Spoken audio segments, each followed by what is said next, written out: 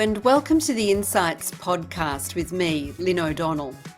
I'm joined by Jeff Grieco, the President and CEO of the Afghan-American Chamber of Commerce. We're talking just days after his return to Washington, D.C. from his latest trip to Kabul. He doesn't pull too many punches when it comes to the state of Afghanistan's economy, poverty, abusive restrictions on women, and the growing possibility, if not inevitability, of civil war. Have a listen.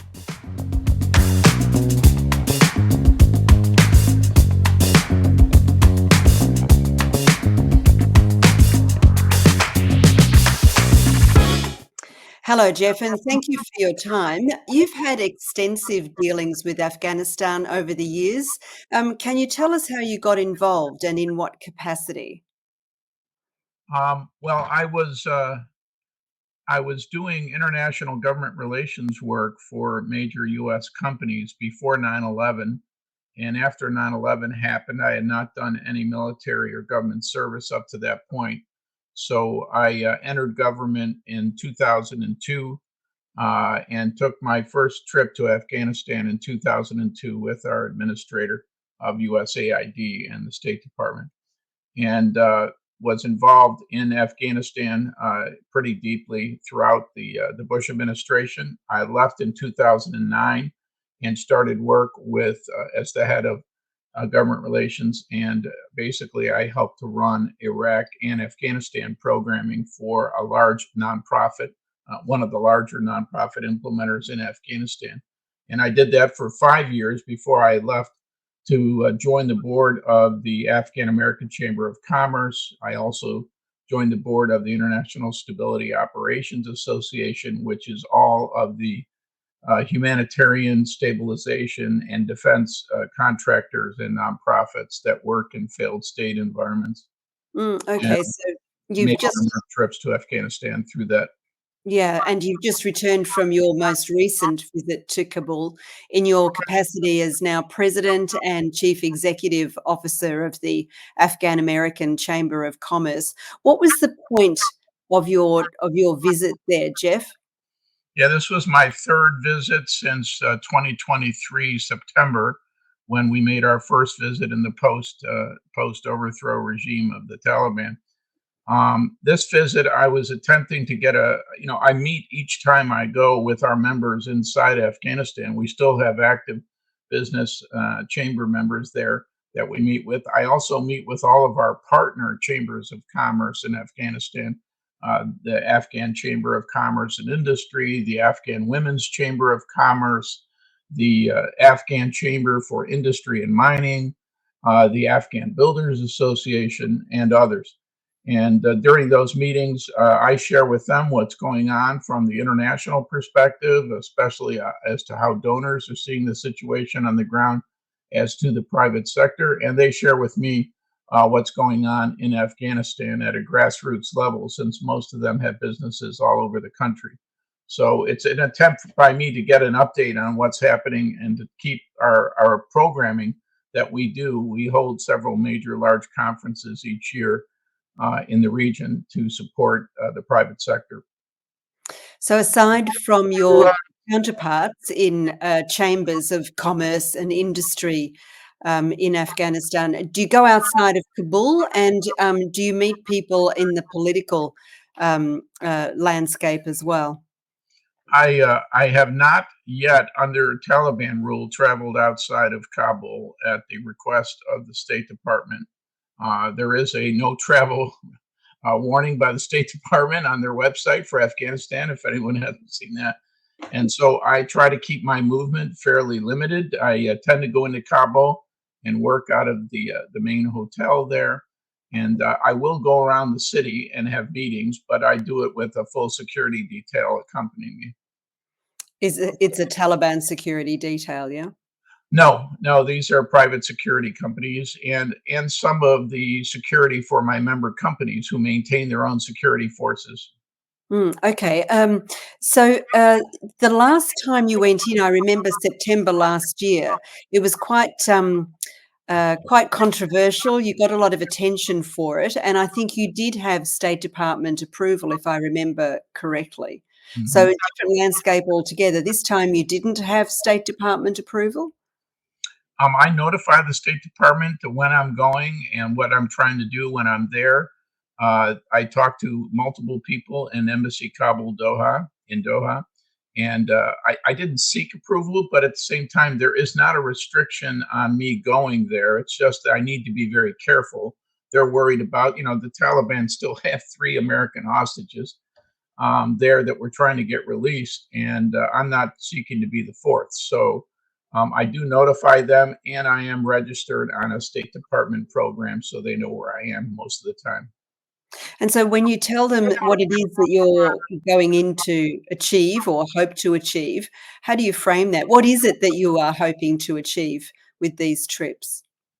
Well, I think the most important thing for me is to hear what's going on in the country at the grassroots level, and to match some of the myths that are floating around on activities that the Taliban are undertaking, and to get reality checks Mhm. on the reality of it. I do try to meet with all types of people in terms of not just big traders, but small traders. I meet with women. I meet with women entrepreneurs and women that are in business that are continuing to work there, and try to have a private conversation with them about how things are going. And it's incredibly informative. And I do prepare a very detailed report for our board to share, my insights based on this latest trip. And so this trip is perfectly in line with what happened on my first and my second trip. There's no secrecy to my visits. I'm there to help promote both the Afghan private sector, U.S. private sector, and others that want to keep the country stable, because the next step is possibly civil war, which would harm so many people in that country. And I don't by any means deny that there's a serious, a group of people who do not want anything to do with the Taliban, and don't want anybody to even meet with them. But there's also a large group of us, and I think I would say 100% of our members in Afghanistan want us to maintain engagement, because they feel without our engagement that they will very likely slide fully into Iran, China's, and Russia's orbit, and on the commercial side, and that's already beginning to happen in many ways. Well, let's go into detail about what you did. You say you do a very detailed report, so your eyes and ears are open while you're there. What is your assessment of the economic landscape? Economically today, based on my last trip, they have stabilized the economy. They're still in a disinflationary period, but the Federal Reserve of Afghanistan, known as DABS, the Afghanistan Bank, they have managed the currency levels well. They have been able to maintain the exchange rates. Now, that's benefited a little bit because of donor funding that comes through Afghanistan and then is delivered to the international nonprofits and UN agencies on the ground. But they have been managing well, and I keep track of that because our members' number one interest is the banking problems that they're having. No U.S. international corresponding bank will do a transaction with Afghanistan or their banks. It's really unfortunate because it's a trading economy, and they need trade finance, and they don't have ports. And so they really need to ship everything everywhere. And that pushes a huge amount of not just risk, but a huge amount of cost onto them to fund it out of their own cash flow 100%. And that's what's happening now. How can that be alleviated? Well, we're working on a number of different solutions to that. We worked with Treasury, and I think Treasury was convinced by our early work after the overthrow of the last government to issue the General License 20, which authorizes anyone who is doing economic support or economic activity with Afghanistan that you don't need a special license, that this general license covers all your activities, and so you can go ahead and do your export and import work in that regard. The problem we've had is that it has not fixed the corresponding bank problem, which means that Citibank and JP Morgan, for example, they refuse still to do any trade finance with Afghanistan, even if it's with a traditional trading neighbor like India or Pakistan or Uzbekistan. They won't allow that transaction to go through because internationally in our international banking system, which is regulated by the Basel III Accords out of Geneva and the International Bank of Settlements, even a trade finance transaction between Afghanistan and India will touch an international bank, a corresponding bank from the US as part of that transaction, and they refuse to do those transactions. And so most of those bordering countries are afraid to execute trade finance transactions as a result of that, or that they'll be put on some kind of sanction list, which the corresponding banks don't have the power to do that. But Treasury does, and we consider even the trade finance to be under GL20, and the Treasury Department has admitted that it does count all trade finance. They've even talked to the U.S. corresponding banks about needing to do more financing with Afghanistan. But what's happened, Lynn, in the last few years, the shareholders of the large commercial banks in the U.S., those principally involved in Central and South Asia, like J.P. Morgan or Citibank, once the U.S. troops were withdrawn and the U.S. withdrew its embassy and did not recognize any new government, their shareholder agreements basically kick in and say this is too much of a risk for us and our shareholders, and so you are therefore prohibited. So they cannot even do it if I would think if the chairman of the company wanted to do those transactions under those shareholder agreements, they will not do it. So that's why right now, the only way that the banking transfers are coming into the country is through one Afghan bank, that's AIB Bank, and facilitated by one of the US banks for the payment transfer. But it has to be a government transfer. If it's a government transfer, they will allow that to go through. All the others, they will not. And what's the fix for that? I mean, you cannot blame JP Morgan and Citibank for having a risk profile when it comes to dealing with Afghanistan. It is not a recognized government. There are listed sanctioned terrorists in the administration's hierarchy. So how can you convince the non-government banking sector that Afghanistan's a safe bet? Yeah, I think a couple of things that we're working on right now. First, the Afghan Bankers Association, which is one of these local chambers, basically that I work with inside Afghanistan and represents 12 of the Afghan private commercial banks. They're seeking to get some kind of a change in the GL20 language that says specifically that corresponding bank transactions in the Afghan banking system will be allowed. Under this, they think an explicit statement in the GL license will allow it. And that's based on the conversations that they've had with their regional trade finance banks who they traditionally had done deals with over many years as traders. Treasury, unfortunately, has denied them the ability to change that language. So they came in with a second request and asked if the U.S. Treasury Department would issue a comfort letter, a letter that would be used to present to international corresponding banks saying that we authorize these types of activities under GL20 and corresponding bank relations are not prohibited. They also, the Treasury Department also refused to take that step as well. So we are now trying to work on other alternatives, and we have an upcoming donor conference in the end of September and early October, where we'll discuss this with the donors, and that is the potential for possible World Bank guarantees on some transfers or some involvement to de-risk the trade finance transfers, maybe with some pre-qualification of the Afghan traders. It'll make it easier for bigger traders, obviously. Small traders would be more risk, and so they may not get those deals done. But if we could start some kind of guarantee or de-risking authority, maybe by MIGA at the bank or even the bank itself or by other donors. And many donors are involved now in particular guarantees within Afghanistan. We think that might be another way to get deals moving again. Okay, so when you said last September that Afghanistan is open for business, what you were basically saying was the business could be done if the American side was also open to business with Afghanistan.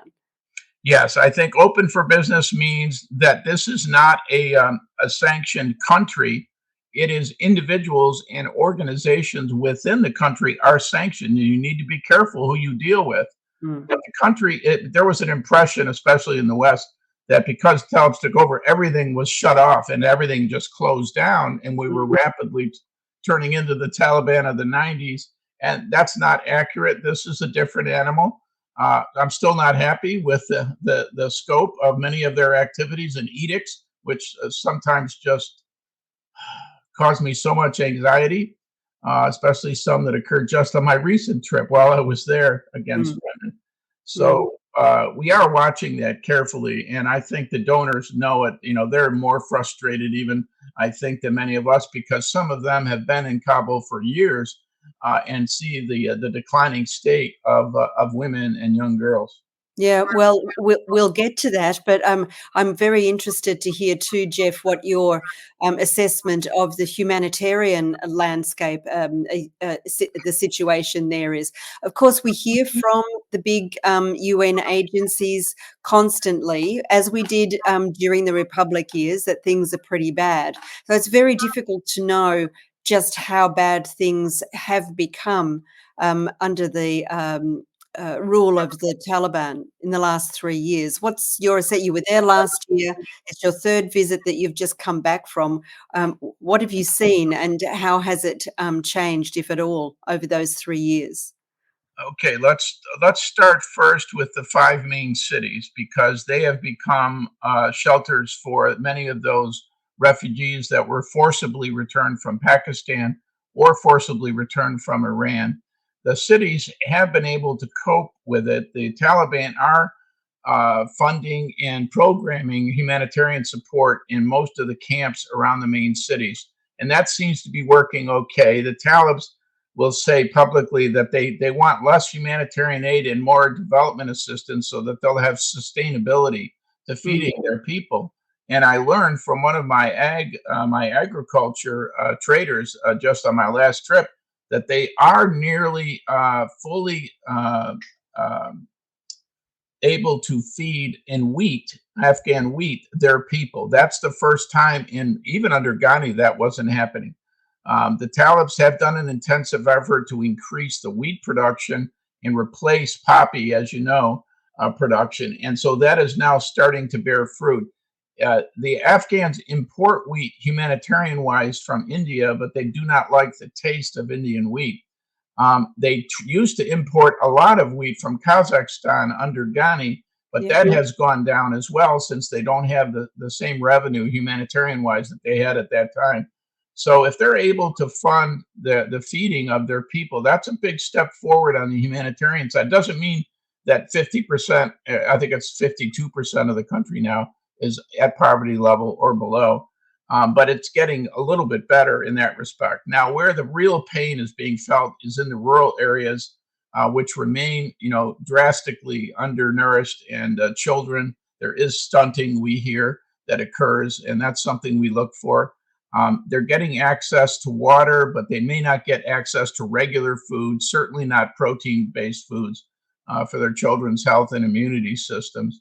And anytime we see like an earthquake or a flood that hits Afghanistan, it's really hurting in those rural areas. That's where there is no infrastructure to support them, and they continue to suffer. And I think the donors are at the point where they keep providing such huge amounts of humanitarian assistance every year that there has to be a better way. And they're starting to discuss what those might be. It might be that we'll see a cut or maybe a pause at the current level of humanitarian assistance and a shift into pure development that would provide large scale livelihoods programs in agriculture and things of that nature, which over time would reduce the need for humanitarian funding.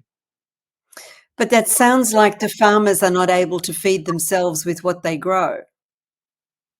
Why On would the wheat side, they are, but on other products, not so much. So when they used to have access to trade finance and export markets, you'd see a large amount of dried fruits, pomegranates, nuts, dates, you name it. They were going everywhere: India, Pakistan, to the north, to Uzbekistan, Kazakhstan. And that has stopped almost entirely because of the trade finance problems with the banks. So if my traders are willing to fund their transactions and take all the risks themselves, they're getting those exports done, and they're only doing them with purchasers from those countries that they have previous experience with, so they know that they won't get shafted on the other end. Once the goods are delivered, they seek payment immediately. But Mm. that's it's a higher risk proposition, and for a country that's really having trouble banking wise, that's not a sustainable type of effort. Yeah, indeed. And I think the Ukraine war has also put um, pressure, hasn't it, on the supply side, because what was coming from into Afghanistan from Central Asia is now going into Russia to replace what was going from coming in to Russia from Ukraine. So there's an awful lot of geopolitical stuff going on there as well. Well, you talked about replacement of poppy with wheat. I would imagine that that will still take some years to roll out completely. But what other efforts do you perceive the Taliban is making to improve the economy and to ease hunger, rather than just absorbing millions, billions of dollars worth of international assistance? Yeah, they have made an effort to fund out of their own cash flow major infrastructure efforts that have a high labor content to them, such as the irrigation canal in the north at Amudara. That was built within about 9 to 10 months, from what we can see, by hand and by truck. And it was quite an unbelievable effort that they did it with no assistance really at all, but they were able to marshal a lot of construction companies that had no work to get them to come in and do work, and they agreed to pay them, Afghani cash for the work, which makes a big deal if you have no income at all at a company and you're trying to keep paying your employees. That was built, the U.S. I think, and the donors estimated the cost would be about 120 million for what they did. But in September of 23, I asked Mr. Baradar what was the budget cost on their budget for that effort, and he said it was about $63 million. So they did it at half what the donors would have had to charge most likely, Yeah. and they got it done faster. And it's not getting attacked, at least not yet. Although there were complaints from Uzbekistan and Iran that it was going to steal some of the water, and Yeah. they're working that out bilaterally as well. Yeah, and that the environmental impact was Right. not studied beforehand, and that it may be detrimental in the short to in the medium to long term. But I guess what you're saying is that at least an infrastructure project happened, and it is providing water to farmers in that part of the country. There's also the road going through. Right. The Chinese are building the Wakhan corridor Right. road. Yeah, and do Yeah, you they're see doing a lot of infrastructure. I think roads for them is an easy thing because it shows rather quickly the benefits of their leadership in country to their own public. If they can get a road that has been almost not operational because of large potholes and there's no drainage and all this, and all of a sudden a container truck can go from Kabul to Karachi in 2 days or 3 days, that changes the whole cost structure for the trader. We have other problems with Karachi port and the Pakistani corruption that goes on there. But if they keep doing the infrastructure projects, they're not seeking to do enormous ones, but ones that they can fund out of their cash flow operations. Then I think it will begin to make people feel that there is some hope, ahead for them in some way. Yeah, well, they're no longer blowing up the efforts to build roads and other Right. infrastructure, right? Let's not Right. forget who impeded progress for 20 years. Um, Yes. r but you've taken flack in the past for travelling to Afghanistan since the Taliban took over, as we've already discussed. And you're wanting to encourage foreign businesses to invest in Afghanistan. I assume that's also part of your remit. Um, but is it realistically a good invest? Is Afghanistan a realistic investment destination? At the current time, no. And many people who criticized our September trip didn't know what we had said and Mm. didn't pay attention to the video of the conference that I held at the Serena. What we said was the following when it comes to investment: no U.S. company is going to take the risk of investing in Afghanistan when you withdraw the human rights, the fundamental human rights of more than 50% of your population. It shows that rule of law does not exist. And no investment group is going to come in and do that except pariahs. And I said that to them face to face, and I said it again in that large room where the Taliban brought in their own press after we said, "No press, please." Mm. And as a result, we have not presented to them any investments from the United States or any U.S. companies, and we'll continue to push on that fact. I think if at one point there is a formal recognition of this government, which I think is a long shot right now, at that point we can get more serious, because a lot of other things would have had to change for that recognition to occur. But in my discussions with the international donor community, the bilaterals and the multilaterals, there is no recognition coming when they do treat the women and girls like they are right now. It's an outrage, frankly. Well, it is, but what about and we'll get to that, but I'm interested in the contracts that are being signed with governments. China is a big example of that, because no matter what company it is you're talking about, if it's a Chinese company, it's linked to the state. Russia, Uzbek, the Central Asian countries. When there is no rule of law, when the government isn't recognised, what is the status of these contracts, Jeff? I like to think anyway, that the Taliban's days are numbered. We just don't know what the number is. Once things change, what happens to these contracts that are signed with what is effectively an illegitimate entity? Yeah, the Taliban officials like to say that, well, in the mining sector, we're honoring the mining law that you helped to put in place under the previous government, and all of our contracts will be honored under that mining law, under Sharia law, under banking, under Islamic banking system rules.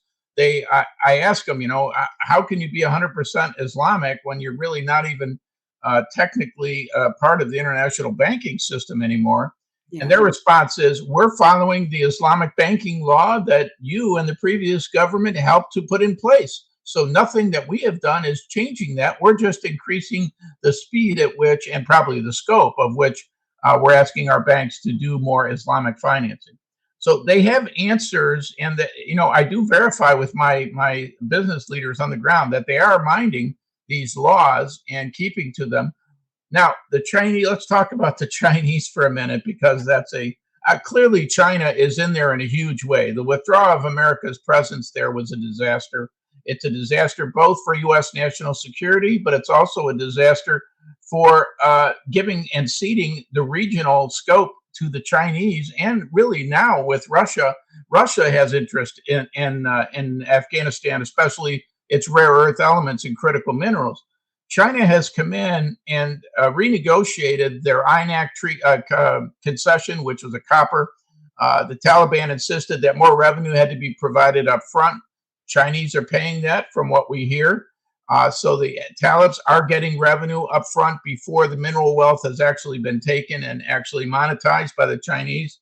So the Chinese now have moved in huge numbers, not just in Kabul, where you can see them and they have their own restaurants, but also in many of the provincial areas where they're trying to negotiate special deals on mining. The Talibs have centralized the decision making, at the mining ministry in Kabul, but the local authorities, local Taliban governors and local authorities do have an overwatch role in those contracts and get funding from the main Taliban headquarters for that work that they do on supervising those foreigners that are in there doing it. The Chinese are all over the place.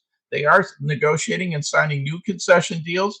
I'm told by the Talibs that they also want access to rare earths and critical minerals, but the Talibs have said they have been saving those because they require so much processing and both semi and final processing that has to be done in country, and they don't want to give that to China, is what their words to me.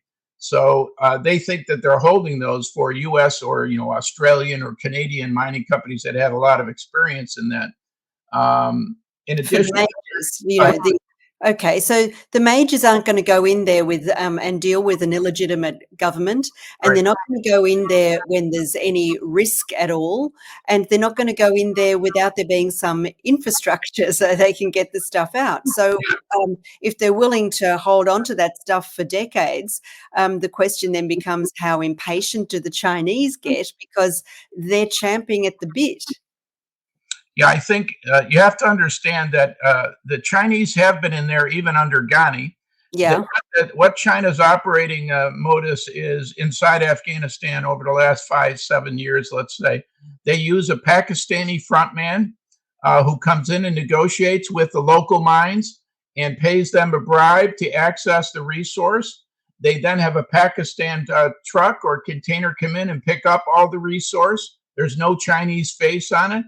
The only time you see China is when they're doing the initial mineral withdrawals from the site. The Chinese engineers come to take the samples themselves, so they know that the sample actually came from that mine. Then you don't see them. The containers are delivered to a Chinese compound across the border in Pakistan, where it's either processed, semi-processed, or it's repackaged and put at Gouder Port onto a ship going back to China. They had been doing that for almost a decade, and there's huge corruption within the local mining area. The Talibs have cleaned up a lot of that corruption that was going on, and so it's not as easy. But the Chinese are still using Pakistani agents to go in and try to push for access to some of these minerals. And how difficult is it for the Talibs to quash Pakistan's role in this? I mean, it's working out for the Chinese very well, and there must be levels of people on the Afghan side who are benefiting very nicely. One of my mining guys told me on this trip that China is tired of having to deal with their Pakistani agents and is now attempting to build a significant border point directly with Afghanistan on that northeastern tip. So they can take these deliveries straight into China from Afghanistan, and they don't have to pay a broker fee for Pakistan anymore. Yeah, and that's what the road is all about. Yeah. Yeah, and eventually, I guess that road will also connect south to Mezainak when the Chinese no longer need that as a price and supply hedge as they do now. Yes, that's true. We have, a lot of our traders, because they're no longer wanting to use Karachi, they're actually transiting Iran all the way to Bandar Abbas to get things on a containerized ship for export. They could be using Chabahar because the AACC helped to get the exemption from the previous U.S. administration for use of Chabahar by Afghan traders. So they would have a way to get their exports, especially of agriculture, out to foreign markets when Karachi had become closed to them during some parts of Taliban rule. But they're still not using Chabahar at any scale because the Indians who signed that 50-year lease, I believe it is, on the port with Iran, have not made the port improvements that they promised as of yet, including cold storage, including heavy loaders, including they had to dredge some of the channels to get bigger containerized ships in there, and they haven't done that investment yet. And China even attempted to take away that port and went to Iran with its own proposal to take it away from India. India has to act on the upgrades at Chabahar or the Afghans will not use it. And we really want them to have some port to access if they need it. Interesting. Well, the Taliban likes to trumpet its pseudo-diplomatic relations with Russia, China, the Central Asian states, and the Middle East. What do you think they gain for the country and the people rather than just for particular members of the group's leadership? Who do you think benefits? Who are you saying? Yeah, what do you think they gain for Afghanistan from this pseudo-diplomatic outreach? Well, there's a lot at stake with Iran. So the intel that I'm receiving from my business trips is that the Kandahar leader is is becoming extremely close to the Iranian leader. And whether that means that the emir is going to attempt to build an Iran model for Afghanistan, that's yet to be seen. But he certainly has had a number of high-level visits from Iran. And we can't forget, Iran's got approximately 5 to 7 million Afghan refugees inside it that are working and have some income. But the Iranians have forcibly deported, I think, about 1 million in the last year and a half. More than the amount that got deported from Pakistan, which is another large refugee population. And in addition, the Taliban are reportedly helping Iran to fight Daesh inside Iran. So there is cooperation both on the security side, on the economic side with Iran, and possibly now in some kind of religious, even though Afghanistan's a Sunni state and Iran is a Shia state, they seem to be cooperating fairly closely in that regard. Yeah. Well, Talib leaders did go to Tehran to meet with Hamas leaders there, so there's a nexus at play, Mhm. that is really very worrying, I think. And so my question was really about what does these pseudo-diplomatic relationships bring to Afghanistan and for the people of Afghanistan, rather than just benefiting the pointy bit at the top of the Taliban leadership pyramid? Yeah, I think the economic answer to that question is the Iranians are buying some of Afghan products, whether it be minerals or even fruits and vegetables, but it's not at any scale that would really make a dramatic economic impact as yet. And the Iranians are also continuing to dump rebar and other steel products that are under sanction into the Afghan market to let the Afghans buy it at a lower cost. But it destroys the Afghan steel production, which they used to have a very lively steel production before. So the benefits are not, I think, obvious, but there's other things other than economic that I'm sure the Taliban are looking at when it comes to Iran. Yeah, indeed, and you've hinted at the intel that you are privy to. What's your perception of the domestic political landscape, the internal Taliban dynamics? There's a lot of organisations, the UN and UNAMA amongst them, that would like us to believe that there are differences that can be exploited between hardliners and so-called moderates. Do you buy that? And if so, are there fault lines? Where are the fault lines if that's the case? Yeah, I think, the most important thing I think for the West to understand is that this is not a monolith. The Taliban are built by factions, and different factions control different things.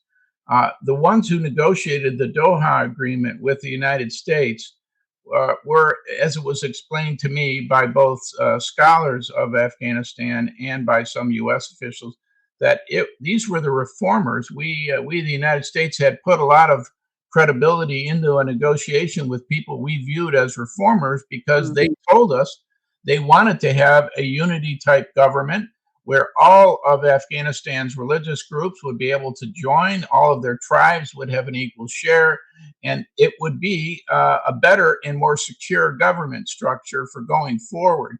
They also promised the role of women and girls would be elevated, not diminished. And so when I made the first trip, we had separate meetings, not only with Mr. Baradar, but with several other ministers, all non sanctioned. And all of them in closed door meetings noted that they don't want these reforms that the emir has put out that take away the rights of women. Many of them have their own daughters that they can't send to school anymore, and they're very upset about it. So my question to them was, then why are you tolerating it?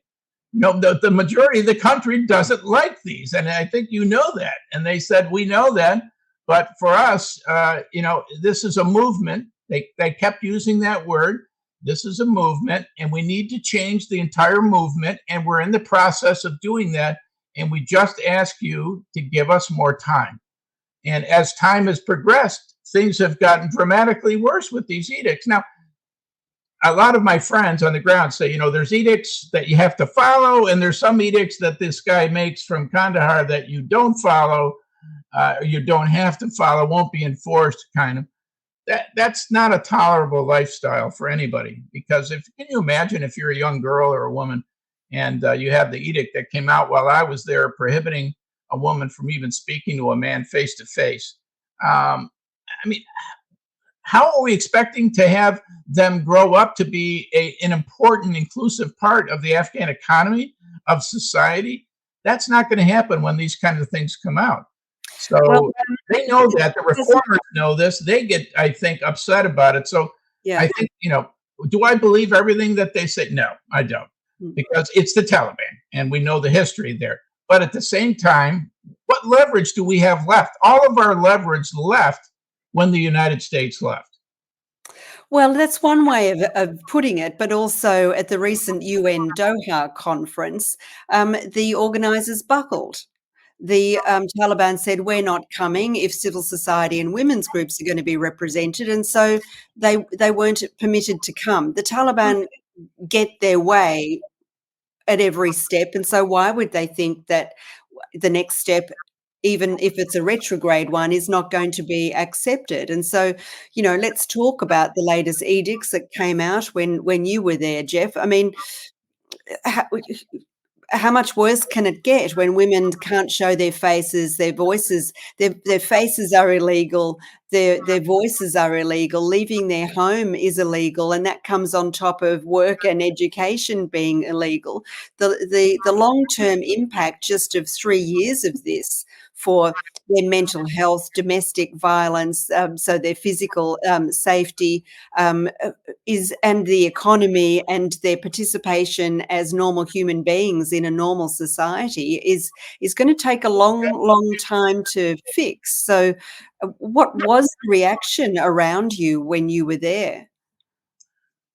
Um, Incredulousness, I think, was most of them, because it came out first in Pashto, and then it had to be translated for me to be able to really read it. I like to have my own hard copy version of it in English so I can see what it really says. But the business leaders were, astounded, because it makes it more difficult for Afghan businesses to survive under this, and it makes it impossible for women and girls to survive. And all it's going to do is create an enormous refugee flow out of the country again, at a time when the Talibans were hoping to be able to keep people in, because they've already lost, I'm guessing, maybe 50 to 75% of their productivity from really educated Afghans that happened after the overthrow. And they aren't going back, not yet. Some of the businessmen are returning, but it's just returning from Turkey or Dubai, and then they're going back to their Dubai and Turkey locations, and they're managing their businesses remotely. So they're in need of a lot of technical support to do things. The ministries are incredibly shorthanded. They don't have a lot of technical experienced people, and they can't get things done as rapidly as they could in the former government. On the edict itself, I think, I met with, on each trip, I try to meet with Afghan women and young girls, and those that are working in the business community, especially. And they're devastated. They're devastated. The latest edict, just for them, they just can't believe it. That this is where they are. They thought that the hair salon edict was crazy. They thought the park edict, that they can't go to parks anymore, which is a traditional Afghan family activity, that's no longer possible. And now this. I mean, it's very difficult. I have to be careful what I say here, because I do want to be able to maintain some ability to be able to meet with our members and to help people that I can. We have helped at AACC a lot of people get out that are allies of the United States and of the donors. So, and I want to be able to continue to do that. Yes, I understand that. What I don't understand is what you said before, that there was a level of acceptance of Taliban claims before the collapse of the republic that they would be, let's say, moderate. That women would be able to continue education and working. There are very many people that I know who are not in the least bit surprised that these things keep going backwards, because we did hear in the first year, it might have been in the first 6 months, we're going to open the schools for girls. We just have to make sure the conditions are right. And it's all been lies. And I'd be very surprised if people who claim to be moderates are not just saying what they think, want that outsiders want to hear, so that they believe that it might be okay to move towards recognition, for instance? I think there's still a lot of pressure on that side of it. So I'm just wondering whether there is built in and now an excuse for that naivety or self-delusion about what the Taliban said up until the latest edict. I mean, it's not a surprise for people who kinda know the Taliban. Yeah, I think that the West felt that the reformers who negotiated the Doha Agreement took charge of the government in Kabul, and so they saw that as a good sign that they're going to be in charge. So we can really, in our Western thinking, this is a governance group we can work with that can, that we've had previous negotiations with, etc. The one thing that happened though was of the many factions, there's about 5 factions that run Afghanistan. The largest is the Kandahari, the Habatullah faction down in Kandahar. They since 2021, they have increased the size of their armed militia now to about 200,000 soldiers. That's an enormous increase, and it's largely centered around Kandahar. There was a report that there was an attempt on the emir's life maybe 9 months or a year ago that was foiled before it got near him. But he is under threat from many places, increasingly Pakistan and others. And so his faction is very strong. And the only other faction that can bring any type of military or militia style activity is Haqqani. And Haqqani's the Minister of Interior and a registered terrorist on the watch list, and one who personally I'm abhorrent of, that he's even a member of the government. He's killed more Americans than anybody, and he's allowed to live and flourish in this economy. But what I found out on my recent trip is he's now the #1 polling politician in the country. He's got something close to 75-80% in popularity of the public because he's speaking the reform message on television repeatedly. He goes to different provinces to deliver humanitarian aid. He brings a television crew with him everywhere he goes. He makes statements that he's very unhappy with the factional infighting of the Taliban, and that we need to, give women the right to get an education and to work if that's what they choose, et cetera, et cetera. He says all the right things from the West standpoint, but he doesn't have enough militia, if there was one, in an armed sense, to ever control the country unless there was outside help. So Baradar and Yaqub, the defense minister, and Baradar, the deputy prime minister, do not have any type of military strength. And they're focused now, as Kandahar has gotten more aggressive militarily around the country, they have become more insular and just running the government, especially the economy. That's where their primary focus is. When you have such enormous unemployment, it wouldn't be difficult for somebody as wealthy as Sirajuddin Haqqani to build up a rival militia, because I think it's well known that his ambition is for the top job, to become caliph. And so when you mentioned before the possibility of civil war, you're basically describing the creation of a new warlord, a new class of warlord, and the rivalry between Kabul and Kandahar is becoming an armed rivalry, and that then builds in the possibility, not necessarily the inevitability, but let's not count it out, of a civil war between the Taliban factions. Siraj is very, very good at saying what he thinks people want to hear. So is that what you're referring to, the Kabul-Kandahar rivalry spilling into civil war? Well, I think I asked that question to some of my business leaders, and they said, listen, right now everything's behind the curtain, the fighting. It's all happening without anybody seeing it. There's no open armed warfare between the two that we have seen, but in a country that doesn't allow free media anymore, obviously no one would be able to report it, even if it did happen. Yep. So, and I don't want to put myself as the head of a chamber for the United States in that role of trying to predict when civil war is going to happen. I just want the country to be stable enough so that the Afghan people, especially the poor, who are suffering incredibly can have some hope of getting food and having a job and being able to live their lives peaceably without the place becoming a terrorist cesspool, which it increasingly is, unfortunately. Yes, with Taliban sponsorship of so many Some, um, yeah, jihadist fellow travellers. That's right. Well, then your organisation, the Afghan-American Chamber of Commerce, has a conference soon, yes. late September, I think. Can you tell me what the aim of this conference is, who you expect to come, and what conferences like this on Afghanistan achieve? Yeah, so we've been doing this since the overthrow. We hold conferences. We call them program conferences for the Afghan private sector, international private sector. Don't forget, there's still a lot of international investments that are still ongoing in Afghanistan. Some of them American that have maintained their ability to work and to have a functionable and profitable business in the country in spite of everything else. And I don't want to go into any specifics so I don't create targets for people.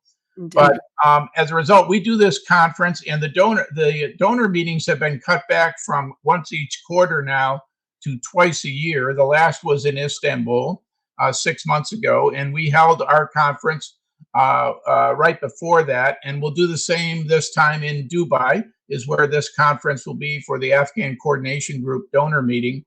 We'll do our conference on the September 28th and 29th in Dubai. And we'll have speakers from the donor community, from the private sector. We usually go through updates from each of the sectors, which I know we invite donors to come and sit in on our briefings so they can get up-to-date intelligence on what's going on the ground. We'll have security briefings and a host of other big keynote speakers as well from the U.S. and other donor groups. Another update. Well, thank you very much for your time, Jeff. I'm very grateful to you. Best of luck with the next conference. And again, I hope that we can talk to you again in the future. Thank you, Lynne. Appreciate it. Okay. That was Jeff Grieco, the Afghan-American Chamber of Commerce president and CEO, who talked in great detail about Afghanistan's profound problems of governance, some good, mostly bad, and some outrageous and frightening. I hope you enjoyed our discussion. That's all for now. I'm Lynne O'Donnell. Bye-bye.